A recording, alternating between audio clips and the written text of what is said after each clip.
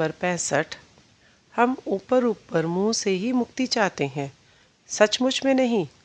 भगवान यदि आकर कहे, यह ले तुझे मुक्ति देता हूँ, तब हमें डर लगेगा। कहेंगे, नहीं नहीं, अभी मुक्ति की ज़रूरत नहीं है। अभी मुक्ति मिल जाने से इनकी हालत क्या होगी। मर जाऊं तब मुक्ति देना। लकड़हारे का किस्सा याद है ना।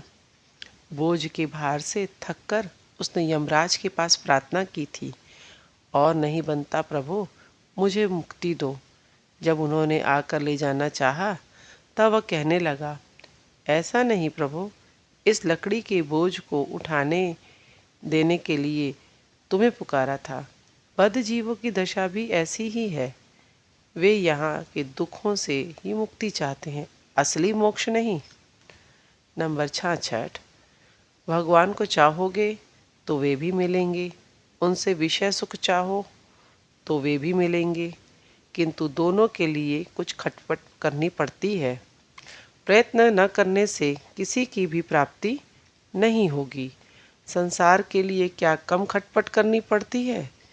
स्त्री और पुत्र कन्याओं के लिए, पैसे के लिए, विषय संपत्ति के लिए, मान यश के लिए दिन रात आहार निद्रा परित्याग करके देह मन प्राण देकर सब ही खटपट कर रहे हैं, फिक्र में पड़े हैं। एक क्षण भर के लिए विश्राम नहीं, कोई रियायत नहीं। फिर भी जो चाहते हैं वह मिलता नहीं, और न आशा आकांक्षा मिटती है। उसी तरह यदि भगवान के लिए खटपट कर पाते तो भगवत प्राप्ति निश्चय ही होती।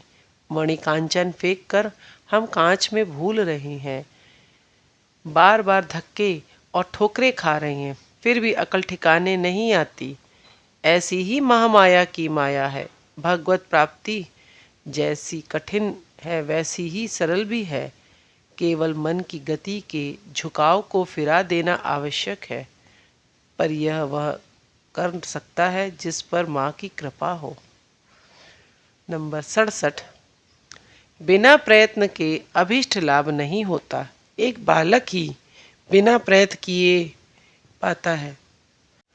वह जानता है मेरी माँ सब जानती है। माँ को छोड़कर वह और कुछ नहीं जानता। उसे जब जिस वस्तु की आवश्यकता होती है, माँ उसे देती है। उसे अपने लिए सोच विचार नहीं करना होता। धर्म जीवन में भी बालक के समान होने की ज़रूरत है। बच्चे को जैसे ही भूख लगती है वह रोता है, झट माँ सब कार्य छोड़कर आकर उसे गोद में ले लेती है और दूध पिलाती है। फिर भी हुआ वही, बच्चे को भी रोना पड़ता है, अपना अभाव बतलाना पड़ता है। भक्त को भी उसी तरह भगवान का नाम लेने की ज़रूरत है। भक्ति के लिए आकुल होकर प्रार्थना करने की ज़रूरत है। उनको पाने के लिए रोना पड़ता है। अन्य कोई वस्तु मिलने या उसे देने पर वह उसकी तरफ मुड़कर देखता भी नहीं। वह चाहता है एकमात्र भगवान को, उनके ऐश्वर्य को नहीं। पैसा टका उस समय बिल्कुल तुच्छ मालूम पड़ता है। राम प्रसाद ने गाया है। भावार्थ, साधारण धन से मेरा क्या मतलब है माँ। अरे तेरे धन के बिना कौन रोता है तारा।